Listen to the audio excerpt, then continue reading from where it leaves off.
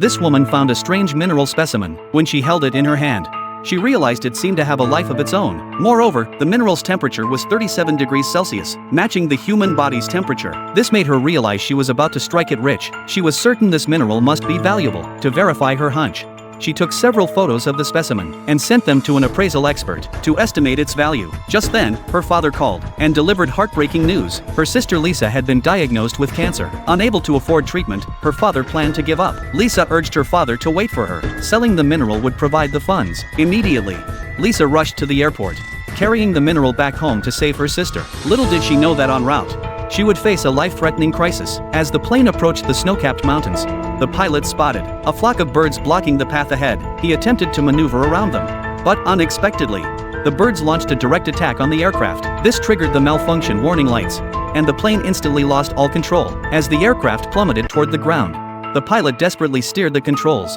trying to avoid any collision. The next instant, the plane crashed into the snowy mountains. Fortunately, Lisa sustained only superficial injuries, but the captain's condition was critical. To survive, Lisa ventured out of the cabin to seek help, yet even as she shouted herself hoarse, in the desolate, dense forest, she received no response. Lisa had no choice but to return to the cabin and use the intercom to call for help. But the intercom remained silent. Helpless, she retrieved a compass and map to pinpoint their location. Discovering the nearest road was 50 kilometers away, Lisa sank into despair. It was the dead of winter. Carrying the injured pilot on her back would be a suicide mission. Lisa had no choice but to take the box and set it ablaze with her lighter, hoping to attract attention, but it was utterly useless. The crash site was in a no-man's land. What made Lisa's despair even deeper was that the next morning, she found the pilot had died. As the howling of wolves echoed through the night, Lisa realized she couldn't stay long. To survive, she had to fend for herself. So she gathered supplies, confirmed her direction, and set out to walk 50 kilometers south.